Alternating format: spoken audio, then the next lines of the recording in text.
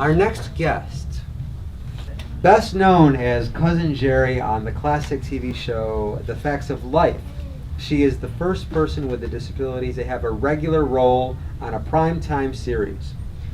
She began her career doing stand-up comedy at the Comedy Store in 1978, and in 1980 performed at the second annual Media Access Awards, where she was introduced to iconic producer Norman Lear.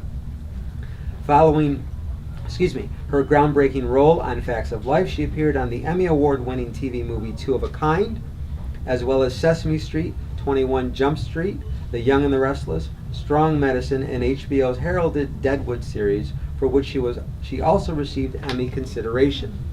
She also co-starred in the independent movie Night of the White Pants and was featured on the Fox TV series Alcatraz. When not working in television, she is a highly sought-after motivational speaker and trainer in the areas of diversity, disability, and GLBT issues. Her training has taken her to such companies as Master Foods, Johnson Wax, and AT&T, among others.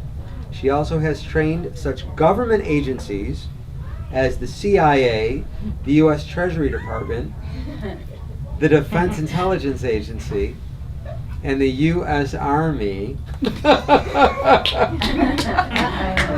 She is famous for her uncanny ability to fool people, okay, to captivate her audience by utilizing humor to facilitate change in attitude. She brings to her presentations her personal experiences in life, which in turn allow people to gain insight into the prospect of seeing disability in a totally different light, creating hope where there is none and joy where there is for me. She has never forgotten her roots in comedy and has appeared on A&E's Evening at the Improv, VH1 Stand-Up Spotlight, and has opened for legendary performers like Paul Anka, Robert Goulet, and Judy Collins. She's the recipient of several awards, including the 1992 Founders Award, the 2005 Independent Living Legacy Award, and the 2006 Victory Award. She has also received the 2013 Golden Halo Award and the 2013 UCP Life Without Limits Award. In 2012, her autobiography was published entitled I'm Walking as Straight as I Can, and it received the 2012 Gold Award by the Independent Publishers. Ladies and gentlemen, the one and only Geri Jewell. Hello, sweetheart. Hello. Okay, come right on over here, and you're going to take the nice big mic that makes a lot of noise. Okay, there you go. All right, Geri. Well, first of all, I don't think I need a mic. You're an amazing person. You're an amazing person, and I thought that from when I first saw you on The Facts of Life. But also, you were a huge fan of Carol Burnett. Yes. Right. Talk a little bit about that. Now, did you go to the show, or how all that work? Well, actually, I started writing Carol when I was about 12. And back then, I was a little kid with cerebral palsy with a big dream to become an actress and a comedian. And what I loved about Carol Burnett was that she had a wonderful sense of humor about herself, and that people laughed with her, not at her. And I thought, wow, that's what I want to do. And so I started writing her when I was about 12 and told her my fan. And she always wrote me back. Amazing. She always wrote me back telling me never to quit, to get into acting in every capacity. She told me that there was no guarantee that I would become professional, but there were no guarantees in life, period. And the important thing is that if you don't try, you'll never know what you can do. And that was pretty powerful coming from Carol Burnett. And I went to the Carol Burnett show for the first time when I was 16. And now she invited you? No, or you just showed up? I bought tickets. Okay. Well, they weren't for Yeah, sale. I ordered them, whatever. And then you sold them later. And And it was that legendary episode where she wore this curtain rod. Oh. I was in the audience that night, and I was in the front row seat. And you know, at the beginning when she raised house lights to accept questions from the audience, I was so excited. Wow, I get to talk to her. And she didn't call on me. And they started filming, they started doing the show, and I kept interrupting my friend. She didn't call on me. Will you shut up? That's all I could think about. Not realizing that I was right in the middle of history. And that there was a mic over you. Oh my God, there wasn't. So evidently at one point, Harvey Korman, Tim Conway cracked up Harvey Korman so badly that they couldn't continue filming. So they had to stop and start over. So when they stopped, that gave me more time to complain to my friend. She didn't call. And Audrey looked at me and she said, well, Geri, you better think of what you're going to say to her because she's coming right over here. Oh, she is not. And Carol Burnett extended her hand. She goes, hi, I'm Carol Burnett. You must be Geri Jewell. Nice. And I said, you know? How did you know? Oh, just a clue. And I want you to know that I love all your letters, and I hang your poetry in my office so everybody can read your poems. And I was just, it was so amazing. And I asked her to do me a favor that night. I said, Carol, can you do me a favor? And she said, what? I said, look, see, I'm in this English class, and I wrote paper on you. So if you sign it, I'll get a better grade.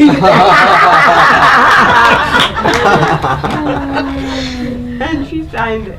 Well, you know, this is very interesting. Now you also, but you went up, she brought you on the stage a couple more times. Yes? No, I didn't go on stage. You didn't? You never went on stage with her when she asked you up? No. How many times did you see the show? How many times did you see her show? Well, I probably went maybe 3 times total. Okay. When was the last time you saw her during that show era?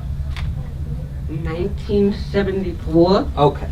So now, if you recall, 4 years ago, when she had one of her new books out, Yes. and we were at one of the Barnes and Nobles, right? Yes, I I saw know. you there, right? Yeah. And did you see who was in? Did you see who else was there that day with us? Now I had not seen Geri, because we were Facebook friends, I believe. Yes, we were. Right. And then we met You at still this. are. I haven't deleted you yet. Yes. Well, I. After the show, okay. But that night, there was a fan of Carol's who got dressed up Oh, that's right. She was dressed in the as a curtain rod. thing from Yes. what was it? Went with the Gone with the wind. Wind. Yeah, That went with the wind. Yes. That was the takeoff, right? And that you were there. Now I didn't know that you were there for the actual show I was. where they did that. Yeah. And for you to have been there that night with the super fan, that's wild. Well, And Carol it's loved it, by the amazing. way. I mean, I still have, you know, back then I had a little cassette player in high school, and I didn't have any video equipment, so I taped the show for my television. I did that with the Brady Bunch. Yeah, and I still have that little cassette tape. Hey, I'm in the audience. Okay, so let's talk about the facts of life. Now, Yes. you know, I wrote the book about Life Goes On. You remember Life Goes On? It was starred Chris Burke, the amazing Chris Burke. Now that was the first character, male character, with a disability on a series. That was years after me. But years after you were the first, I was the first person with a visible disability. first female and first person, yes, Yeah. on the Facts of Life. So talk about how that happened. Well, I started doing stand-up comedy in 1978, and the only reason I got into stand-up wasn't because I wanted to be a stand-up comic. I mean, seriously, I didn't even know what a stand-up comic was. I wanted to be like Carol Burnett. I wanted to be a character actress. But I was in college at the time, and I was flunking anatomy and physiology. And I thought, I just can't continue with this. I want to be in show business. I don't want to pass this class. So I was going to school with a young man named Alex Valdez who was blind. And I was complaining to him while I'm going to school when I want to be in show business. And he said, well, why don't you do what I do? I said, what do you do? I go to the comedy store every week and I tell blind jokes. I said, well, Alex, that may work for you, but I see perfectly fine.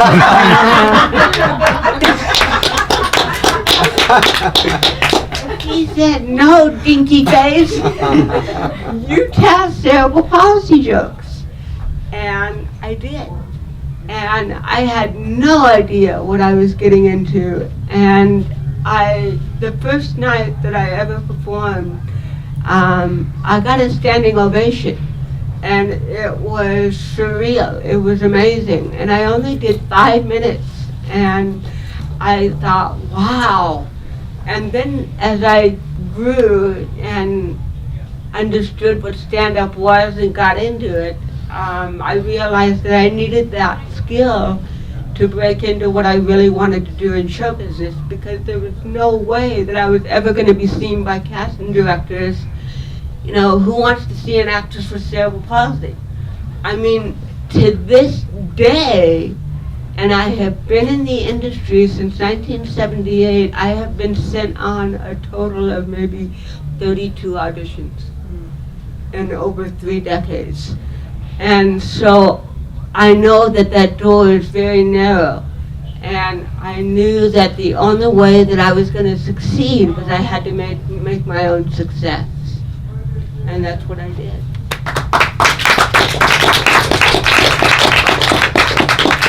That is just amazing. So you were on Facts of Life for 4 seasons. I did 12 episodes, and Norman Lear saw me perform at the 2nd Annual Media Access Awards, and he came up to me, and I remember one of the first things he said to me, he said, you know, kid, you're really funny, but you're way before your time. And I said, so just wait a couple months. I had no idea he meant decades. And I was way before my time. But he had the idea of casting me on Fact of Life as Blair's cousin. And because he's a visionary. Yeah. And he was, you were ahead of the time, but he saw into that future. He saw that. Of course he did. And I'm very close with Norman to this day, and I love him. He's just an amazing man. And he gave me that break. You know, it was an amazing thing to happen. It got me out of the nightclubs for a while. You know, one of the hardest things for me to do in stand-up was stand up. No.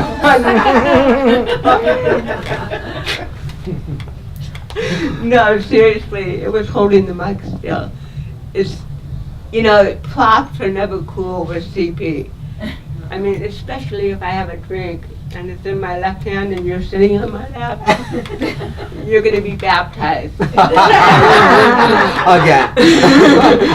So, holding this mic still in front of me is therapy. I mean, for me to do it right now is difficult. I know I can't do this, but that's what my arm wants to do. So my brain is working on 2 different things, on the delivery of my speech, clear speech, the intellectual process, and the physical process of holding this mic in one place. Which really makes you a superhero in so many ways. So then how did the idea for the book come about? I'm sure people have been asking you forever, when are you going to do a book, when are you going to do a book, and you finally did it. Talk about that. Well, truthfully, it is my 2nd book. Oh, I knew that. I had, no, I had a book in 1984 that totally sucked.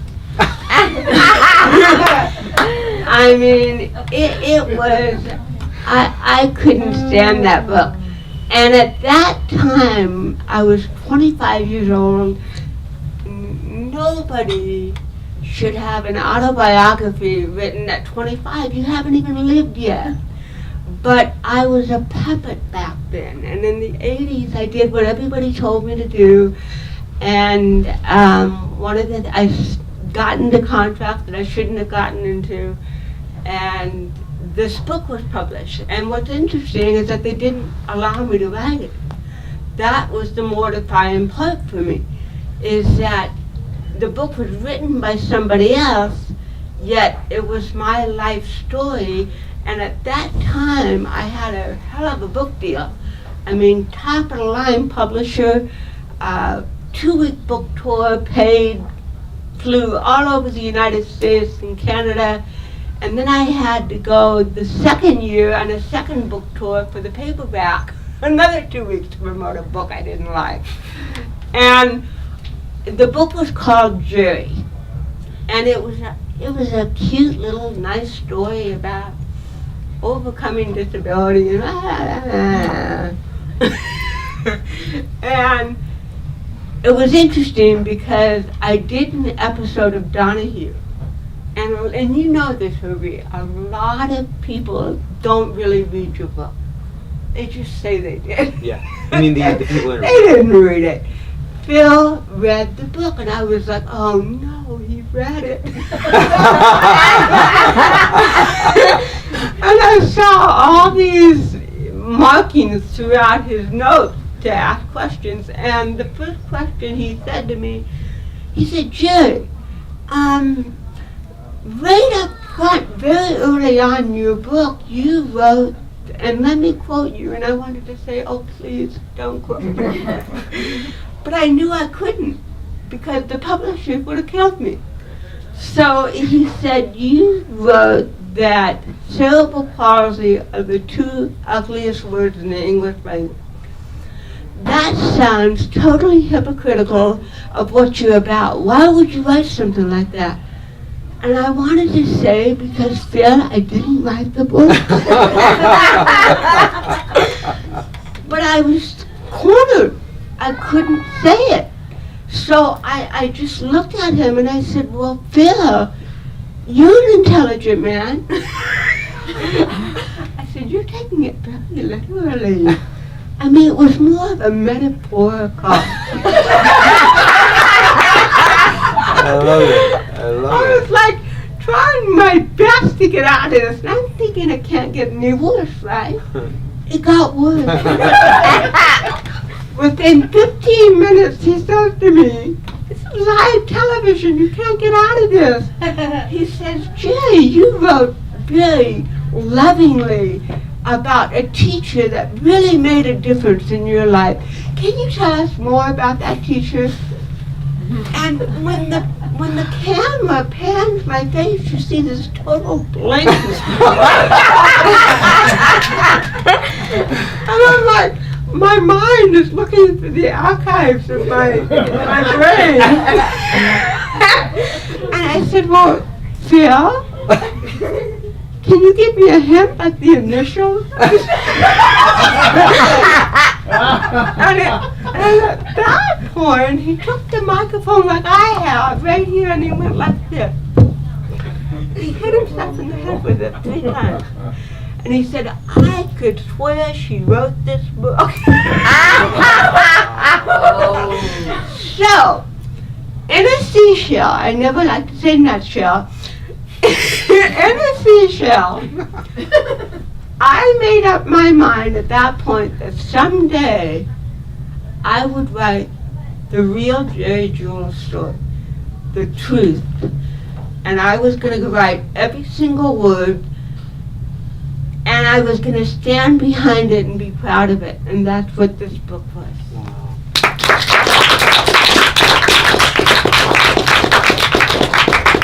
So it's got TV movie written all over it, wouldn't you say? Maybe. It's got a lot of things written all over it. Especially chapter 20. Oh, that's my favorite. You want to give us a little inkling to chapter 20, or? Chapter 20? Well, By the book. Okay. by the book. Okay. All right. Sounds good. Sounds good. Geri, you have taken your life and brought so much to the world on so many different levels. I mean, television to me is an untapped resource of education, popular television, not popular mainstream television. And you personify everything, number one, that I personally believe a television personality should be, or someone in the public eye should do. Your work personifies everything that the Classic TV Preservation Society stands for. So I just want to say thank you for being the great soul that you are, and for everything that you have done for those with disabilities, for all minorities, for all of those who have challenges and struggles. I just think you're amazing. I just think you're So can you stay with us now and take some Q&A from the audience? Okay, we're going to take just a little 2-second break.